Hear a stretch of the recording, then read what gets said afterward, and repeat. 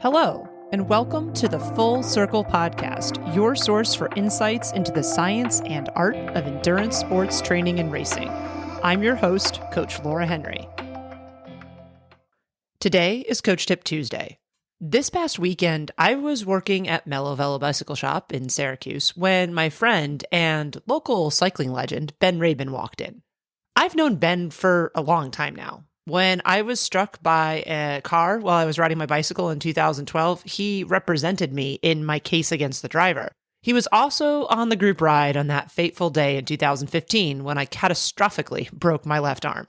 Needless to say, Ben has been around for some of the most, we'll call them interesting, happenings in my life. Ben, who is locally known as Ben Rabin Bike Lawyer, has established a law practice that serves those who have been injured in bicycle or motorcycle accidents, and he is dang good at his job.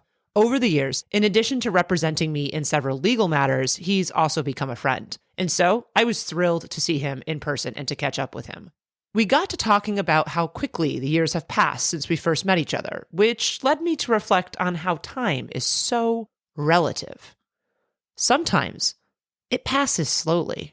Sometimes it passes quickly. But no matter how fast or slow it seems to go by, one thing is for sure: time passes.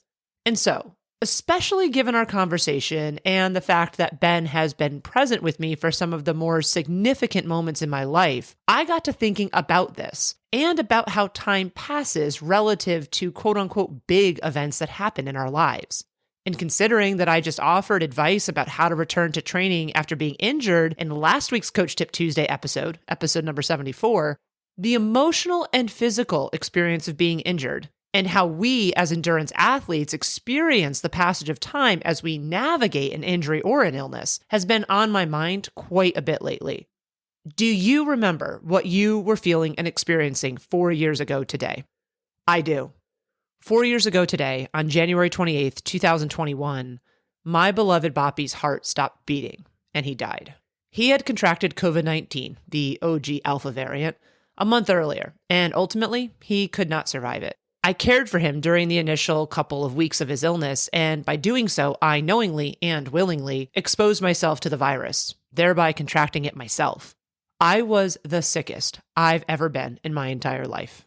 In addition to a plethora, literally all, of the other symptoms, I had a fever for 14 consecutive days, which broke a mere 4 days before Boppy died. Dark days followed for so many reasons.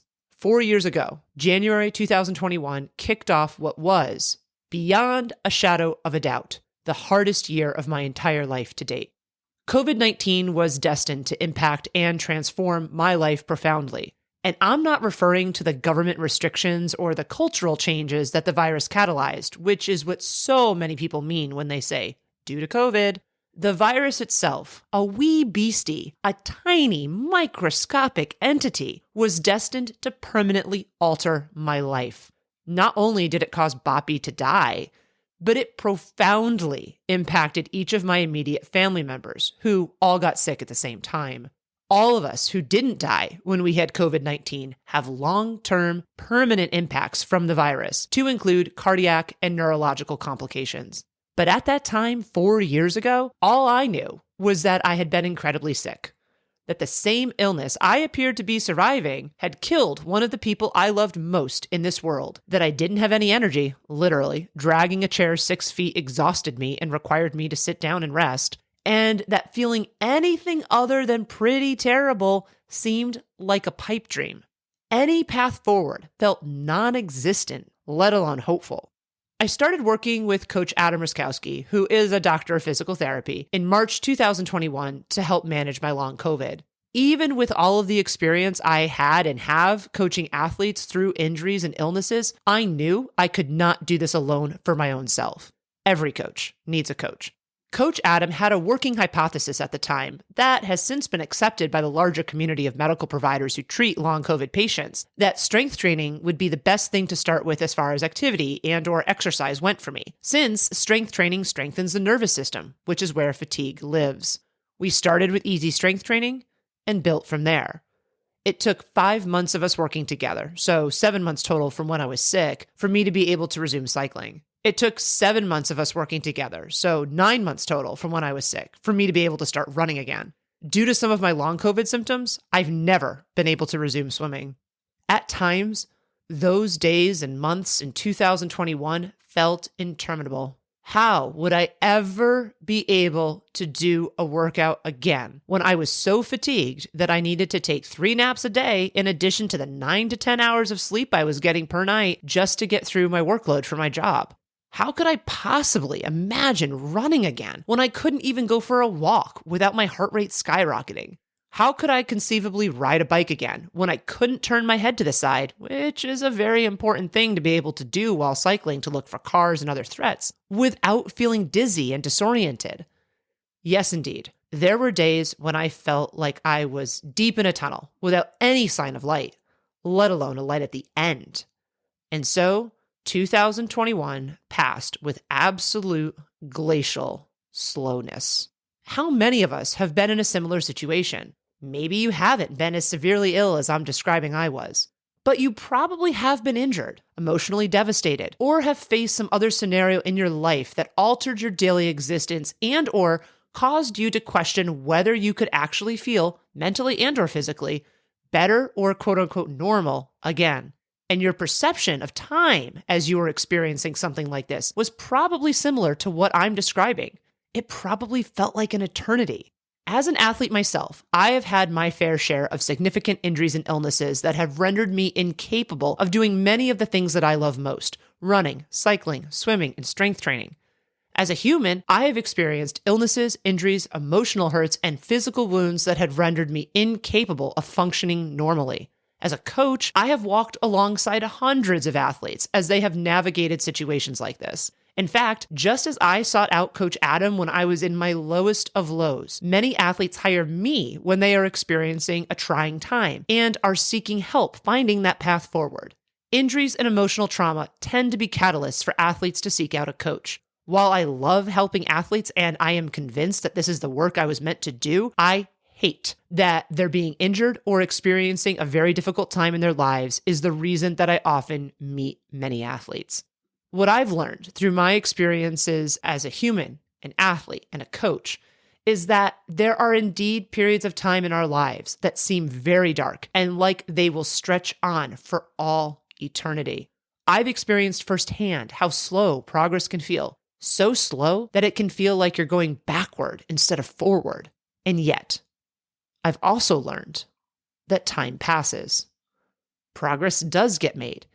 And one day, you're 4 years into the future, talking to a friend at a bike shop and looking back and marveling at how quickly and yet simultaneously, very paradoxically, remembering how slowly those years went by. 4 years. It's been 4 years since the last time I told Boppy that I love him. I've had long COVID for 4 years. It's been 4 years since I could train quote unquote normally without significant modifications or restrictions. This is the same amount of time that I was in high school. It's the same amount of time I spent at Ithaca College earning my bachelor's degree. It's the same amount of time in between leap years. Quite frankly, I'm currently marveling at the fact that it's been 4 years. While I have a very clear memory of how slow the time was passing in 2021, it also feels to me like January 2021 was just yesterday. I know what it's like to feel and to be surrounded by darkness. And I also know what it's like to see and feel the light. In the world of endurance sports, anytime we are forced to take a break from workouts and when we experience a loss of fitness, it can feel like we will never get to where we want to be, which is a very dark feeling indeed. However, one day follows another. 1 week passes and another begins. Another month goes by. Then the years go by. Each day, week, month, and year that passes speeds up the pace of the changes that you are experiencing. And while those first days may have felt like years, as that time passes, you begin to see that what seemed impossible, getting better, seeing progress, was indeed possible. I started my return to exercise, fitness, and training with strength training after having COVID-19. Then, after a bit of time doing that, I was able to venture out on my bicycle for easy half-mile loops of the street where I live. Eventually, I could resume embarking on cycling adventures that took me out of my neighborhood. Then, I was able to start running again by implementing a run-walk strategy. Eventually, I was able to start participating in races again. Then, I was able to set goals at races again. Bit by bit, day by day, week by week, month by month, slowly by slowly, by not doing too much too soon, I was seeing progress. I had to make sure I was referencing appropriate timelines, aka not expecting to see progress day over day, but progress was there. Sometimes things do happen in our lives that render us incapable of ultimately seeing all of the progress that we might want or imagine or wish for ourselves. COVID-19 did this to me. To this day, 4 years later, I still cannot run more than 5 minutes at a time without needing to walk for 90 seconds. I need to keep my average heart rate under 130 beats per minute while I'm riding a bicycle. I get disoriented, to say the least, if I try to swim, and I cannot tell if I'm up, down, left, or right. While I've never regained my pre-COVID-19 fitness, despite consistently doing what I can for these 4 years, and I've never been able to return to training the same way I did before I got sick, and I likely never will, I have been able to see progress and get to a point where I can consistently integrate the activities I love most into my daily life once again. Progress was absolutely made from where I started from in January 2021. And for that, I am beyond grateful. This is what we learn through training for any endurance sports goal. We set a goal, usually a race of a particular discipline and distance that is sometime in the future. We are sometimes, maybe oftentimes, intimidated by our own goals because we are not able to currently achieve them at the time that we set them. And this, the fact that the goal isn't something we can do, and the fact that it is something that we will need to work for, is exactly what makes them worth striving for in the first place. But we trust the path forward, and we trust the process. And then 6 months, a year, or maybe even several years down the road, we find ourselves standing on the start line, then crossing the finish line, and thus able to achieve what once seemed impossible. The same principles that we apply to endurance sports training when we are healthy, consistency, perseverance, pragmatism, and a little bit of faith, are the same things we need to apply in periods of time when we are experiencing an injury, an illness, or any other setback. If you are injured, recovering from an illness, struggling with your mental health, or experiencing any sort of setback, know that doing something matters, that perseverance matters. Stick it out, even if you can't see the progress today. Do the next right thing for you. And then do the next one. Making those small deposits will add up over time. And believe me when I say that you'll look up one day and realize that a significant amount of time has passed faster than you could have imagined, and that one day, the dark days will be a memory. That was another episode of the Full Circle Podcast. Subscribe to the Full Circle Podcast wherever you listen to your favorite podcasts. If you like what you listen to, please be sure to leave us a rating and review, as this goes a long way in helping us reach others.